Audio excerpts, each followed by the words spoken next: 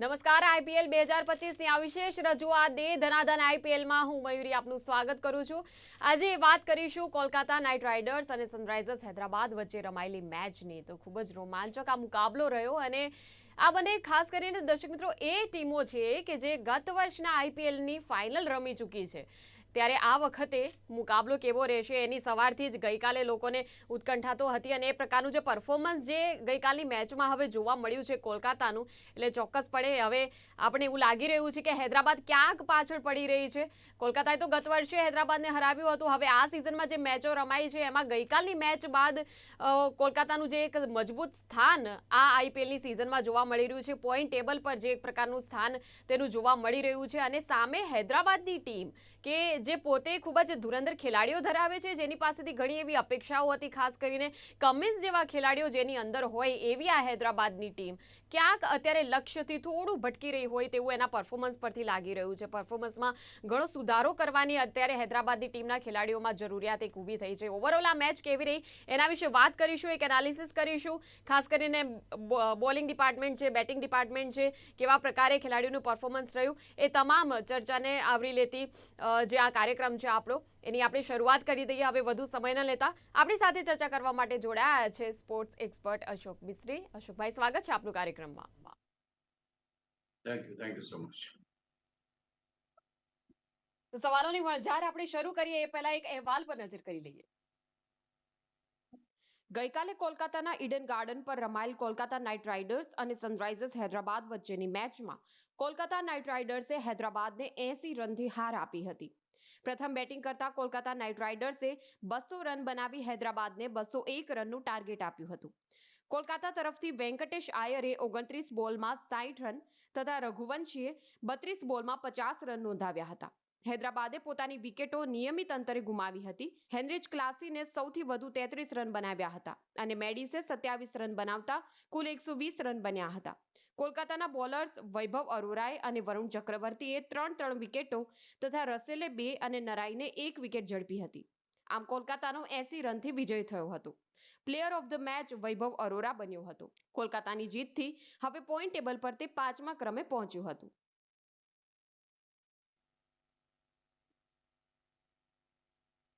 તો કોલકાતા અને હૈદરાબાદ વચ્ચેની એક બહુ ચર્ચિત એ પ્રકારની આ મેચ અને એ પ્રકારની મેચ કે જે આમ બરોબર ખરાખરીનો ખેલ એક પ્રકારનો જોવા મળ્યો હતો અને બંને જે ટીમો છે એ ખાસ તો ખૂબ જ મજબૂત છે અને એટલા માટે આ જ્યારે મેચ જે પ્રકારે રમાઈ રમતના મેદાન ઉપર કાલે પરફોર્મન્સ જે પ્રકારનું જોવા મળ્યું એના વિશે આપણે વાત કરીશું। અશુભાઈ, પહેલો સવાલ તો એ છે કે આ 2024ની ફાઇનલ રમી ચૂકેલી મેચો છે, ટીમો છે, એટલા માટે હવે બંને ટીમોનું જે પ્રદર્શન છે આપની દ્રષ્ટિએ કેવું રહ્યું, કેવા પ્રકારની આ મેચ રહી?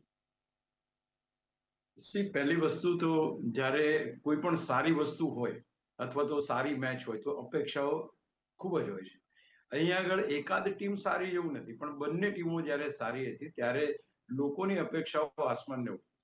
બધાને હતું કે 284 રનનું જે ટોટલ કરી શકતી હૈદરાબાદની ટીમ આ વખતે 300નો સ્કોર પાર કરશે, કારણ કે સતત હારતી હતી કલકત્તાની ટીમ એ કદાચ આ વખતે પણ હારશે એવી પૂર્વધારણા લોકોએ બાંધી લીધી। બીજી તરફ ગયા વર્ષની ચેમ્પિયન ટીમ છે એટલે કલકત્તા પણ વળતો પ્રહાર કરશે અને ક્યાંક ને ક્યાંક પોઈન્ટ ટેબલ પર પોતાની સ્થિતિ સુધારવાની ટ્રાય કરશે, એટલે એની પાસેથી બી ઘણી બધી અપેક્ષાઓ હતી। ખાસ કરીને આપણે ગઈકાલના કાર્યક્રમમાં રસેલની, રિંકુ સિંહની, વેંકટેશ આયરની આ 3 ખેલાડીઓની બહુ ચર્ચા કરી હતી કે આ ખેલાડીઓ પોતાના પોટેન્શિયલ પ્રમાણે રમતા નથી અને એટલા માટે ટીમને વિજય મળતો નથી। એટલે બંને જ્યારે ઉચ્ચ કક્ષાની ટીમો હોય, ગયા વખતની તમે કહ્યું એ પ્રમાણે ફાઇનલિસ્ટ ટીમો બંને એ જ્યારે રમતી હોય ત્યારે અપેક્ષાઓ આપણે ઘણી બધી હોય, સ્વાભાવિક છે। અને અપેક્ષાઓમાં ક્યારેક એવું બને કે અપેક્ષાઓ આપણી ફળે નહીં અથવા તો જે રીતે ફાઇટ જોવા મળવી જોઈએ એવી ના મળે અથવા એકાદ સાઈડનો ધબડકો થઈ જાય આવી પરિસ્થિતિ પણ જોવા મળે। પણ 14 મેચોની આ શ્રૃંખલા છે એટલે કોઈ એકાદ મેચથી કોઈ પણ ટીમને આકલન કરીને આપણે એમ કહીએ કે આ ટીમમાં કોઈ દમ નથી એમ કહેવું બહુ વ્યાજબી ના કહેવાય, કારણ કે કલકત્તાની ટીમ આની પહેલા જુઓ કેટલું ખરાબ પરફોર્મન્સ કર્યું છે। Now they have come up to 200 runs, એમના બધા જ બેટ્સમેનો ચાલ્યા, બહુ સરસ રીતે રમ્યા। તો ક્યાંક ને ક્યાંક દરેક ટીમોને માટે આ પર્ટિક્યુલર આઈપીએલની ટુર્નામેન્ટમાં બેઠા થવાની તક છે। આજે તમે પાછળ છો, કાલે તમે આગળ હોઈ શકો। આજ કેકેઆરની ટીમ સૌથી છેલ્લા ક્રમે હતી પણ કાલની મેચ જીતીને આગળ આવી। તો ક્યાંક ને ક્યાંક આ બધી પ્રકારની પરિસ્થિતિ સર્જાય. એટલે હૈદરાબાદની ટીમ પાસે પણ ઘણી અપેક્ષા હતી. એવા ધુરંધર બેટ્સમેનો છે એની પાસે, હેડ છે, અભિષેક છે, કે જે ક્લાસેન છે, આ બધા એકવાર જામી જાય તો 200 રન સુધી ઉખડે નહીં એવા જબરજસ્ત ખેલાડીઓ છે. પણ કાલે ના ચાલે. અને કાલે જો કલકત્તાની વાત કરું તો ત્યારે બેટ્સમેન પ્લેડ વેલ. એટલે ગયા વખતે ગઈ ફાઇનલમાં પણ લગભગ 120 ની અંદર એ લોકોને આઉટ કર્યા હતા. અને આજની મેચની અંદર પણ એની આસપાસ જ આખી ટીમને આઉટ કરી છે. એટલે 120, ગયા વખતે 116 કે 113 એ લોકોને ઓલ આઉટ કર્યા હતા. તો ક્યાંક ને ક્યાંક આ પ્રકારની પરિસ્થિતિ. પણ આ એક વસ્તુ અહીંયા પ્રસ્થાપિત થાય છે કે 2024માં જયારે મળ્યા ત્યારે જે પરિણામ હતું એ પરિણામ 2025માં પણ આવ્યું છે. એટલે કે હૈદરાબાદની ટીમ ફરી એકવાર સૌથી ઓછા સ્કોરમાં ઓલ આઉટ થઈ ગઈ. 120માં ઓલ આઉટ થઈ ગઈ. આ વખતે 113 કે 116 કંઈક હતા. તો આ એક વસ્તુ ક્યાંક ને ક્યાંક ઉડીને આંખે વળગી એવી છે કે શા માટે આ પર્ટિક્યુલર ટીમ સામેનો પરફોર્મન્સ એ પેટ કમિન્સનો અથવા તો એની ટીમનો એટલો સારો નથી. અને સેકન્ડ મહત્વની વાત એ બની કે 3 મેચો સળંગ હૈદરાબાદ હાર્યું છે. નાઉ ઇટ ઇઝ અ ટાઈમ કે ભાઈ આત્મમંથન કરવું પડશે, લોકોને આત્મચિંતન કરવું પડશે કે શા માટે એક પછી એક મેચો આટલી સારી ટીમ હોવા છતાં જેણે આ ટુર્નામેન્ટનું સૌથી હાઈએસ્ટ ટોટલ મૂક્યું છે 2025નું, એ ટીમ કેમ લથડિયા ખાવા માંડી. તો એ પણ ક્યાંક એક ચર્ચાનો વિષય છે. અને એ લોકો ડેફિનેટલી રિટ્રોસ્પેક્ટ કરશે અને કમબેક પણ કરશે. કારણ કે આ બધી ટીમોના ખેલાડીઓ જે છે એ પોતપોતાના દેશના બહુ ધુરંધર ખેલાડીઓ છે. એટલે કમબેક ક્યારે કરવું, કેવી રીતે કરવું, I think they no better. પણ હા, કાલની મેચમાં કલકત્તા નો દબદબો રહ્યો. કલકત્તાએ પોતાના ઘર આંગણે જે રીતે એક મેચ હાર્યા હતા ત્યાર પછી આ મેચ જીતીને ક્યાંક બતાવ્યું કે હજુ કલકત્તાની ટીમમાં દમ છે. કારણ કે આ ડિફેન્ડિંગ ચેમ્પિયન છે ટીમ. અને ડિફેન્ડિંગ ચેમ્પિયન હોવાને નાતે લોકોની અપેક્ષાઓ આ ટીમ પાસે ઘણી છે. બીજી તરફ હૈદરાબાદની પાસે અપેક્ષાઓ ઘણી છે કારણ કે એમણે આટલો મોટો સ્કોર કર્યો છે. એટલે એક જબરજસ્ત બેટિંગનું પ્રદર્શન કર્યું. ઓવરઓલ કાલની મેચ મારી દ્રષ્ટિએ તો ખૂબ સારી રહી. ધ વે કલકત્તા કેમ બેક. કારણ કે કલકત્તાના એવા ખેલાડીઓ કે જે ખેલાડીઓ નહોતા ચાલતા, ખાસ કરીને રિંકુ સિંહની વાત કરો, રસેલની વાત કરો, તમે વેંકટેશ આયરનો, દે પ્લેડ યસ્ટરડે. અને એક સૌથી મોટું જમા પાસું કહેવાય કે જો એ ખેલાડીઓ જો ફોર્મમાં આવ્યા હોય, લયમાં આવ્યા હોય, કનેક્ટ કરી શકતા હોય, ટાઈમિંગ પરફેક્ટ આવતો હોય, તો આખી આ 14 મેચોની જે ટુર્નામેન્ટ છે એમાં એક એસેટ પુરવાર થશે. હૈદરાબાદની ટીમ ડેફિનેટલી આત્મમંથન કરશે. બિલકુલ અશોકભાઈ, કોલકાતા નાઇટ રાઇડર્સના પરફોર્મન્સની જો આપણે વાત કરીએ તો શરૂઆતની વિકેટો ગુમાવ્યા પછી અને ખાસ કરીને કેપ્ટન રાણે એ જે પ્રકારે મેચને બદલી છે, પોતાના પક્ષે સફળતા કરી લીધી એવું કહી શકાય. ગઈકાલના કાર્યક્રમમાં આપણે ચર્ચા કરી હતી કે captain has to lead from the front. એટલે કે કેપ્ટને પોતે સારા પરફોર્મન્સથી સમગ્ર ટીમને પ્રેરણા આપીને એની પાસેથી સારું કામ કરાવવું જોઈએ. That has been done. Exactly the similar thing has done. Rane કાલે બહુ જ આક્રમક, એક તો ટેસ્ટ મેચના ખેલાડી છે તો પ્રત્યેક છતાંય જે રીતે છગ્ગા મારવાના હતા, જે રીતે ચોગ્ગા મારવાના હતા, he has played a terrific inning. અને રઘુવંશી સાથે મળીને 51 બોલમાં 81 રનની પાર્ટનરશિપ કરીને ક્યાંક ને ક્યાંક he led the team from the front. અને બતાવ્યું કે આ રીતે ઇનિંગને બનાવી શકાય છે. શરૂઆતની વિકેટો પડી ગઈ હતી. એક તબક્કો હતો કે જ્યારે નારાયણને ડીકોક આઉટ થયા ત્યારે એમ લાગ્યું કે આ ટીમનું શું થશે. પણ ત્યાર પછી જે રીતે ટીમ બનાવી. અને બીજી એક વસ્તુ એ પ્રસ્થાપિત ગઈકાલે થઈ કે કલકત્તાની ટીમ ઓપનર માત્ર ઓપનર ઉપર ડિપેન્ડિંગ નથી. એના બાકીના બેટ્સમેનો પણ રમવાનું જાણે છે અને સારું રમી શકે છે. એટલે બે વસ્તુ પ્રસ્થાપિત થઈ. Captain lead from the front, એક પહેલી પાર્ટનરશિપ અને 81 રનની બનાવી. અને ત્યાર પછી એના આઉટ થયા પછી રિંકુ સિંહ અને જે વેંકટેશે પાર્ટનરશિપ બનાવી. That was fantastic. અને એ 41 બોલમાં 91 રનની પાર્ટનરશિપ. શરૂઆત કોણે કરી? રાણે એક સારું ટોટલ મૂક્યું, સારી પાર્ટનરશિપ બનાવી. The similar thing has been replicated in the later over. અને ક્યાંક ને ક્યાંક એ પરિસ્થિતિ જોવા જઈએ તો ક્યાંક એમ થયું કે હા ભાઈ, આ ટીમે પણ એક શાનદાર પ્રદર્શન કર્યું છે એમ કહી શકાય. તો હું માનું છું કે બંને જગ્યાએ તમે જુઓ તો જે પાર્ટનરશિપ બની એ પાર્ટનરશિપના કારણે 200 રનનો સ્કોર બન્યો. 200 runs is not ordinary score. 200 રનનો સ્કોર કલકત્તાની પીચ ઉપર, ઈડન ગાર્ડનની પીચ ઉપર, I think that was fantastic. હું માનું છું કે જે રીતે આ કેપ્ટન, એટલે કે જે રીતે અજિંક્ય રાણે, કારણ કે આમનો જે કેપ્ટન હતો એ તો સૌથી મોંઘા પૈસામાં બીજે જતો રહ્યો, શ્રેયસ અય્યર. હવે આની પાસે જે જવાબદારી છે એ જવાબદારી એ કાલે એમને લાગ્યું કે સારી રીતે મેન્ટેન કરે છે અને એક સારી રીતે એક પાર્ટનરશિપ કરીને ટીમને મુશ્કેલીમાંથી બહાર લાવવાનો એને પ્રયત્ન કર્યો છે. જી. બિલકુલ. અને કોલકાતાની બેટિંગની આપણે વાત કરીએ તો વેંકટેશ અય્યર અને રિંકુ સિંઘ આ આઉટ ઓફ ફોર્મ ચાલી રહેલ બેટર્સનું પ્રદર્શન આપણને કેવું લાગ્યું અને કોલકાતાને મજબૂતી આપવામાં આ લોકો ખૂબ જ સફળ થયા એમ ચોક્કસ આપણે કહી શકીએ. એબ્સોલ્યુટલી કહી શકીએ. કારણ એવું છે, સી દરેક વખત એવું ના બને કે તમારા ઓપનિંગ બેટ્સમેન તમને મેચ જીતાડે. It is not possible. તમને જ્યારે આટલા બધા કરોડો રૂપિયા આપીને ખરીદવામાં આવ્યા છે, ટીમ માટે હાયર કરવામાં આવ્યા છે, you are suppose two exhibit your talent. એટલે દરેક આજે ધારો કે એ લોકો ના રમે તો આવતી વખતે લોકો નહીં લે, એમને પૈસા નહીં આપે લોકો. તો બહુ સીધી વાત છે કે they will not able to take that. એ કરી શકશે નહીં કે અથવા તો એ રીતે પૈસા નહીં મેળવી શકે. એટલે everybody is suppose to do the performance. ગઈકાલે રાણે બહુ સરસ રમ્યા. રિંકુ સિંઘ અને વેંકટેશ અય્યર. વેંકટેશ અય્યર તો વાઇસ કેપ્ટન છે ટીમના અને ભવિષ્યમાં કેપ્ટન બનવાના છે. એ પણ એક ચોક્કસ થઈ ચૂક્યું છે. એની પાસેથી અપેક્ષા હતી ને દર વખતે નિષ્ફળ જતા ત્યારે બધાને એમ થતું હતું કે આ શું થઈ રહ્યું છે, why this people are not able to get the runs which is required, અથવા તો જે એ શક્ય કેમ નથી બનતું. તો ગઈકાલે એવું બન્યું કે હા, એ બંને જણા જે રીતે રમ્યા, ક્યાંક ટીમને એવો ભરોસો ચોક્કસ બેઠો કે પાછલા ક્રમના બેટ્સમેનો પણ એક સારું પ્રદર્શન કરીને ટીમને જીતાડવામાં પોતાનું મહત્વનું યોગદાન આપી શકે છે. એ પાર્ટનરશિપ રિંકુ અને વેંકટેશની જે 91 રનની partnership of 41 runs, that was fantabulous. અને એ કારણે, કારણ કે વેંકટેશ 60 રન્સ, 29 બોલમાં 60 રન ફટકાર્યા એણે. He has played a terrific inning. અને ખાસ કરીને રિંકુ સિંઘની વાત કરું, Rinku Singh has played 32 runs એણે બનાવ્યા. એટલે ક્યાં કેમ કહી શકાય કે આ બંને જે ખેલાડીઓ છે એ ટીમની પરિસ્થિતિને મજબૂત બનાવવામાં એક ચોક્કસ ફાળો આપે છે. અને એનાથી વિશેષ આ ધારો કે ફોર્મ કન્ટિન્યુ રહ્યું તો તમારા ઓપનિંગ બેટ્સમેન ગઈકાલે રમ્યા નથી. ઓપનિંગ બેટ્સમેન રમે, ત્યાર પછી રાણે રમે, રઘુવંશી રમે, રિંકુ સિંઘ રમે, ત્યાર પછી વેંકટેશ અય્યર રમે. કેટલી સ્ટ્રોંગ બેટિંગ લાઇનઅપ થઈ જાય તમારી. So I think it is a exhibition of the talent at the right time. અને હવે જે ફોર્મમાં આવ્યા છે એનાથી મારા ખ્યાલથી વધારે એમને આત્મવિશ્વાસ મળશે કે ના, હવે ટીમ સારું કરી શકે એમ છે. જી અશોકભાઈ, કોલકાતાએ 200 રન મૂક્યા, આ કેટલા મજબૂત હતા જીતવા માટે? સી એનીથિંગ બિયોન્ડ 170 to 200, એટલે within during the range of this 30 runs, એ તમે જીતુનો પાયો નાખ્યો એમ કહેવાય. કારણ કે તમે જ્યારે 200 રન બનાવો છો ત્યારે પ્રતિ ઓવર રન બનાવવાની જે ગતિ છે એ તમારે શરૂઆતથી જ વધારે રાખવી પડે. શરૂઆતથી જ જો તમે રન બનાવવાની ગતિ બરાબર રાખો તો જ તમે આગળ ઉપર મેચને જીતી શકો. એટલે સીધું પ્રેશર ડાયરેક્ટ બેટ્સમેન ઉપર તબદીલ થાય છે.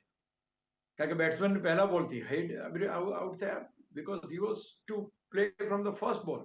ચોગ્ગા છગ્ગા પહેલેથી જ મારવા પડે એવા હતા, કારણ કે રન રેટ મેન્ટેન કરવાનો હતો. તો દેટ ઇઝ ધ રીઝન એ શરૂઆતની વિકેટો તમે ગુમાવી દીધી. એટલે 200 રનનો સ્કોર બને, પાવર પ્લેમાં શરૂઆતની વિકેટો જાય, બાકીના જે બેટર્સ બાકી બચ્યા છે એમને પ્રતિ ઓવર રન બનાવવાની જે ઔસત છે અથવા સરેરાશ છે, that goes beyond there capacity, અને ટીમ હારી જાય અથવા તો ટીમ દબાણમાં આવી જાય. Similar thing has happen. કારણ કે શરૂઆતમાં એમ લાગ્યું કે આ લોકો સારું રમશે, ના રમી શક્યા, પછી એકાદ બે પાર્ટનરશિપ દેખાઈ, પણ એ પાર્ટનરશિપ બી કઈ બહુ મોટી પાર્ટનરશિપ, 37 રનની પાર્ટનરશિપ કઈ મોટી ના કહેવાય.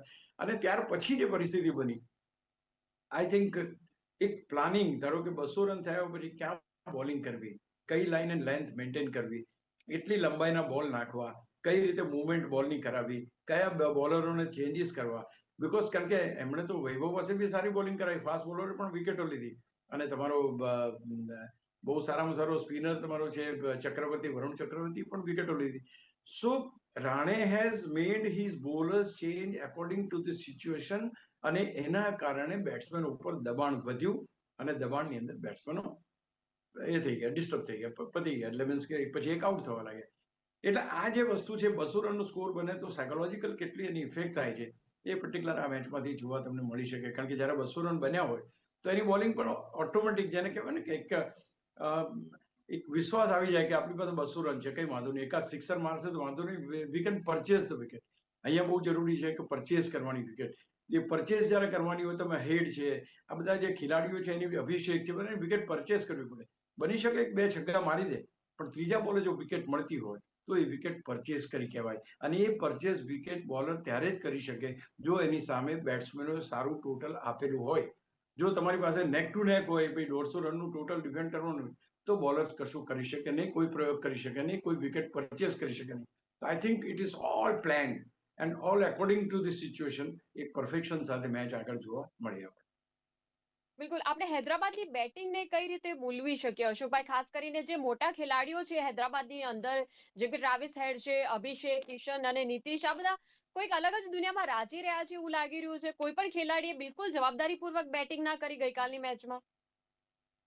આમાં બે વસ્તુ છે કે એક તો પહેલા જવાબદારીપૂર્વક બેટિંગ કરતા એમની સ્ટાઇલ ઓફ વર્કિંગ શું છે, what is there style of playing. There style of playing is attacking cricket. There style of playing કે ભાઈ સૌથી 6 ઓવર્સ પહેલી જ્યાં માત્ર 2 ખેલાડીઓ સર્કલની બહાર હોય ત્યારે તમે કેટલા વધુ રન કરી શકો છો, that they are suppose to try. આ એક જનરલ પરસેપ્શન ચાલે કે ભાઈ બેટ્સમેન ઓપનિંગમાં આવે એને આ જ કરવાનું હોય, ફાસ્ટ બોલિંગ કરે એને આ જ કરવાનું, ફાસ્ટ જે રમવાનું હોય એને આ 6 ઓવર્સમાં કરવું પડે. It's a compulsion. અને તમારી પાસે 200 રનનો સ્કોર છે એટલે પ્રેશર આપણે. અને બીજું, આ જ 2 છગ્ગા જેમણે ટ્રાય કર્યા છગ્ગા વાગી ગયા તો વાત પતી ગઈ, તો વાત અલગ હોત. જો 2 છગ્ગા કોઈ પણ બોલરને પડે એક ઓવરમાં તો એની પણ લાઈન એન્ડ લાઈન તિતર બિતર થઈ જાય, તો બેટ્સમેન ઓરિએન્ટેડ થઈ જાય, તો બેટ્સમેન એની ઉપર હાવી થઈ જાય. તો અહીંયા આગળ બેટ્સમેન હાવી થવા ના દીધા અને રેગ્યુલર ઇન્ટરવલે જે વિકેટો પડી, that has caused everything. તમે કહી શકો કે ભાઈ તમારી પાસે હેડ હતા એ બરાબર ના રમ્યા, કે તમારી પાસે આશુતોષ ના રમ્યા, કે ઈશાન કિશન ના રમ્યા, but the fact of this thing is કે દરેક ખેલાડીઓએ પરિસ્થિતિ પ્રમાણે રમવાની જરૂર હતી. ક્યાંક જો આ જે ઓલ આઉટ થઈ ટીમ એ તો ઓવરો બાકી બચી ગઈ અને ઓવર, તો એવું ના કરવું જોઈએ કે તમારે છેક સુધી જવાની કોશિશ તો કરવી જોઈએ. આટલા મોટા માર્જિનથી હારવા કરતા ઓછા માર્જિનથી હારી શક્યા હોત તમે. અને બીજું કે બેટ્સમેનો થોડું ઘણું બી જો રેશ શોટ રમવાને બદલે થોડું સ્ટેડી રમ્યા હોત તો કદાચ પાછળ તમને ડેથ ઓવર્સમાં ટ્રાય એ મળી જાત કે તમે રન પર બનાવી શકો. તો છે, તમે જે કીધું વાત છે કે લેવિસ થોડા થઈ ગયા છે, આપણા જેવું કોઈ નથી એવું કદાચ હોઈ શકે, જાણે 200 આટલો બધો મોટો 286-84 નો રન કર્યા છે એટલે એમને એમ લાગતું હોય, but now they will be on the earth.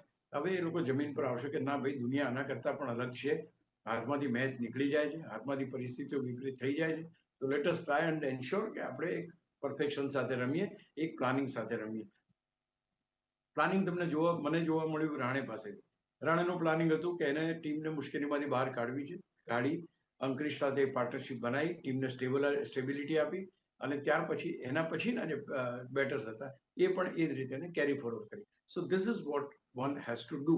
Team માટે વિચારવું પડશે. જે રીતે રાણે વિચાર્યું કે મારી ટીમને મારે જીતાડવા માટે મારે રમવું પડશે, એમ હું માનું છું કે ત્યાંના બેટર્સ જે ટોપ બેટર્સ, ધારો કે હેડ લઈ લો તમે, એક અભિષેક, આપણે સમજીએ કે યંગ બ્લડ છે, દે wanted to go for the shots. Reddy છે, ઈશાન કિશન છે, they don't have that stability કે ભાઈ આગળની મેચમાં કઈ રીતે આગળની મેચને કઈ રીતે પ્રોગ્રેસ કરાવી. But someone will have to fix himself કે નહીં, I am there, હું રમીશ અને I will ensure that. તો એ ક્યાંક ને ક્યાંક આમાં ખોટું. એટલે બધા બહુ બહેતરીન ખેલાડીઓ છે, એવું કોઈ નથી કે આ એક મેચ હાર્યા એટલે કે હૈદરાબાદ ટીમ રેસમાંથી બહાર થઈ ગયું, કશું નથી. 10 ટીમો છે, 10 ટીમોમાંથી 4 ટીમો ટોચ ઉપર આવે છે, 4 ટીમોમાંથી એક ચેમ્પિયન બને છે. એટલે હજુ લાંબી ટુર્નામેન્ટ બાકી જ પડી હશે. અપેક્ષાઓ લોકોની જ્યારે વધારે હોય ત્યારે દુઃખ થાય છે, ને એટલા માટે હું માનું છું કે લોકો જે જોવા ગયા એ છગ્ગા ચોગ્ગા જોવા ગયા હતા, હેડના કે ક્લાસેના કે ઈશાન કિશનના, એ નિરાશ ચોક્કસ થયા. એની જગ્યાએ એમને વેંકટેશ અય્યરના કે ભાઈ તમે રિંકુ સિંહના એમના ચોગ્ગા છગ્ગાથી મન મનાવવું પડ્યું. જે લોકો હૈદરાબાદના ચાહકો હતા એમને કદાચ ડેફિનેટલી દુઃખ થયું હશે. જી બિલકુલ, આપણે કોલકાતાના બોલિંગ ડિપાર્ટમેન્ટની જો વાત કરીએ, ખાસ કરીને વૈભવ અરોરાની બોલિંગ કેવી રહી અને વરુણ ચક્રવર્તીએ પણ શાનદાર બોલિંગ કરી અને રાણેની કેપ્ટનશીપ પણ ખૂબ જ મહત્વની રહી આ મેચમાં.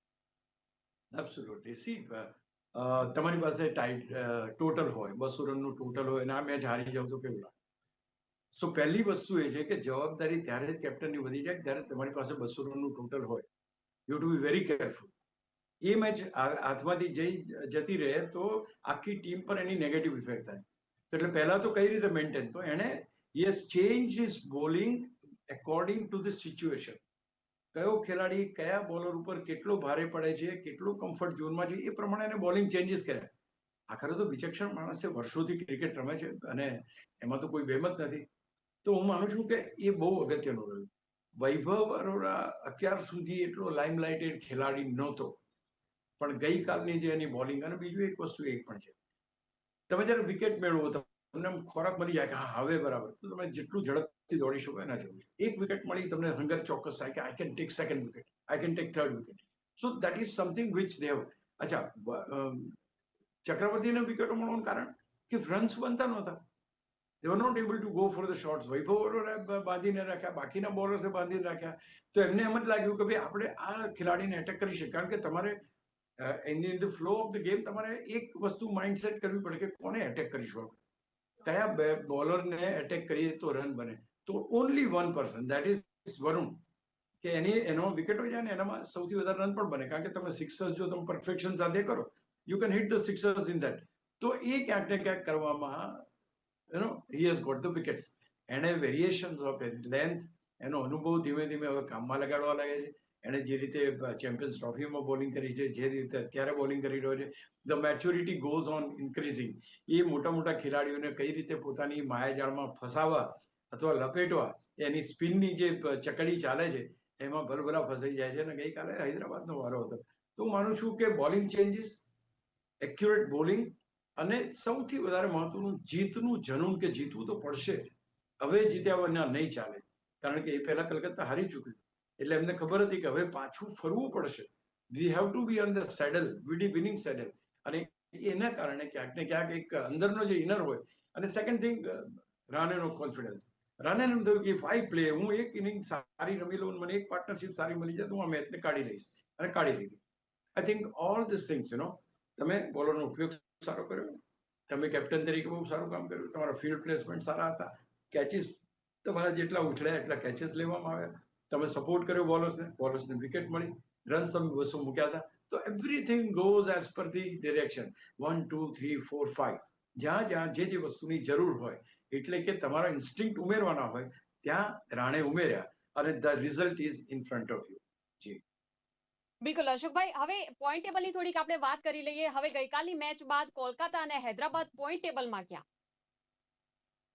વેલ, પોઈન્ટ ટેબલ ઇન્ટરેસ્ટિંગ થતું જાય છે. કારણ કે હજુ તો મેચો એટલી બધી રમાઈ નથી, પણ તે છતાંય તમે પહેલા છો છેલ્લા છો એ તો મેટર કરે છે. હજુ પણ તમે જુઓ તો પંજાબ 2 મેચો હજુ રમ્યું છે, 2 મેચો જીત્યું છે, 4 પોઈન્ટ સાથે નંબર 1 છે. દિલ્હી બીજા ક્રમે છે. સિમિલર વે આરસીબીને નુકસાન ગયું છે, 3માંથી 1 મેચ જીતીને 4 પોઈન્ટ સાથે ત્રીજા સ્થાને છે. અને ત્યાર પછી જે ટીમ છે એ ક્યાંક ને ક્યાંક ગુજરાત ટાઇટન્સની, એને પણ એ જ રીતના છે. 3માંથી 2 મેચો, 3માંથી 1 મેચ જીતીને એમની પાસે 4 પોઈન્ટ, સોરી 4 પોઈન્ટ છે. તો ક્યાંક આ બધી ટીમો પાસે 4 પોઈન્ટ છે. ગુજરાત ટાઇટન્સ સુધી 4 પોઈન્ટ છે. ત્યાર પછી કેકેઆર ને આ મેચ જીતવાના કારણે 4 પોઈન્ટ થવાથી 5મા ક્રમે આ ટીમ આવી ગઈ છે. So the most important part is કે હવે એ ફર્સ્ટ ટોપ 5માં જે ટીમ આવે એને મેન્ટેન કરવાનું હોય, રિટેન કરવાનું હોય. કેટલું રિટેન થાય છે, કેટલા સમય સુધી લોકો આ સ્થાન ઉપર રહે છે, જોવું રહેશે. પણ ત્યાર પછીની જે ટીમો છે, મુંબઈ છે, બાકીની લખનૌની ટીમ છે, કે રાજસ્થાનની ટીમ છે, આ બધા હજુ 2 પોઈન્ટ ઉપર રમી રહ્યા છે. 2 પોઈન્ટ ઉપર રહેતી 5 ટીમો છે, અને ક્યાંક ને ક્યાંક 4 પોઈન્ટ ઉપર રહેલી 5 ટીમો. એટલે 5 ટીમો બંને બાજુ છે. 5 ટીમો સારું પ્રદર્શન કરીને ટોપ 5માં છે, બીજી 5 ખરાબ પ્રદર્શન કરીને બિલો 5માં છે. તો હું માનું છું કે આ પ્રમાણેની અત્યારની સ્થિતિ છે. પણ દરેક મેચ છે આ પોઈન્ટ ટેબલ ઉપર અલગ અલગ તમને એના સિગ્નલ્સ મળતા જશે. કોણ કેટલું સારું કરી રહ્યું છે અને કેટલું ફાસ્ટ કરી રહ્યું. કારણ કે નેટ રન રેટ બહુ જ મોટો ક્રુશિયલ છે. તમે એમ કહેશો કે ભાઈ આ 4 પોઈન્ટની તો 5 ટીમો છે, તો પછી 5મા ક્રમે ગુજરાત ટાઇટન્સ કેમ, અથવા તો આ ટીમ કેકેઆર કેમ? તો આપણે કહી શકીએ કે નેટ રન રેટ એટલે કે તમારો જીતનો માર્જિન ને હારનો માર્જિન, તમારો જે માર્જિન હોય એ માર્જિન તમે કેટલું ઝડપથી જીતી શકો છો, એની રીતે નેટ રન રેટ એ થાય. એટલે અત્યાર સુધીની મેચોમાં સૌથી સારી રીતે જીતવામાં એ પંજાબનો ફાળો છે. સૌથી સારા માર્જિનથી જીત્યા છે, અને એટલા માટે 4 પોઈન્ટ સાથે, કારણ કે એમનો નેટ રન રેટ પોઝિટિવ છે, they are right on the top. ત્યાર પછીની ટીમો એના કરતા ઓછા નેટ રન રેટ વાળી છે. એટલે અહીંયા સિગ્નલ એ છે કે આ નબળી ટીમોએ સારા રન રેટથી જીતવું પડશે, અને જે 2 પોઈન્ટ વાળી છે એમને પણ આગળ આવવા માટે પ્રયત્નો કરવા. ચોક્કસ અશોકભાઈ, જે રીતે આ ડીપ એનાલિસિસ થયું છે આ પોઈન્ટ ટેબલનું, એના પરથી આપણને લાગી રહ્યું છે કે હવે જે ટીમો છે એ તમામે પરફોર્મન્સ તો છે જ, પણ રન રેટ ઉપર પણ ધ્યાન આપવું પડશે, માર્જિન શું મૂકવામાં આવી રહ્યું છે એના ઉપર પણ ચોક્કસ ધ્યાન આપવું પડશે. ખૂબ ખૂબ આભાર અશોકભાઈ, આ ચર્ચામાં આપ જોડાયા, જે પ્રકારનું એનાલિસિસ થયું એ બદલ થેન્ક યુ વેરી મચ. તો દર્શક મિત્રો, જે હમણાં સુધી છેક છેલ્લા ક્રમે હતી એવી કોલકાતા નાઇટ રાઇડર્સ હવે 5મા સ્થાને છે. એટલે આપ વિચાર કરો કે એક જીત એ કેવડું મોટું પરિવર્તન લાવી શકે. અને ચોક્કસ હવે હૈદરાબાદની ટીમે તો ખૂબ જ મનોમંથનની જરૂર તો છે જ, અને ખૂબ જ જે પ્રકારે પરફોર્મન્સ જે છે ખેલાડીઓનું, અને હવે એ લોકોને એવું લાગે કે રિયાલિટી તરફ પાછા વળો અને પરફોર્મન્સ જે છે એ વ્યવસ્થિત બને, વધુ ને વધુ સુધરે, કેમ કે હૈદરાબાદ એક એવી મજબૂત ટીમ છે કે જેમાં ખૂબ જ ધુરંધર ખેલાડીઓ રમી રહ્યા છે. એટલે ચોક્કસ આપણે પણ આશા રાખીએ કે આગળ જતા આ ટીમ જે છે એ સારું પરફોર્મ કરતી ફરીવાર આપણને જોવા મળે. તો અત્યારની ચર્ચામાં બસ આટલું સમાપન કરીએ છીએ. હવે મળીશું સાંજે 5:30 વાગે. ફરીવાર એક નવી ચર્ચા કરીશું, આગામી મેચ વિશે વાતો કરીશું અને એનાલિસિસ એનું પણ કરીશું. હાલ આ ચર્ચાનું સમાપન કરીએ છીએ. આપ રજા આપશો. જોતા રહો ગુજરાત ન્યૂઝ સત્યની સાથે. નમસ્તે.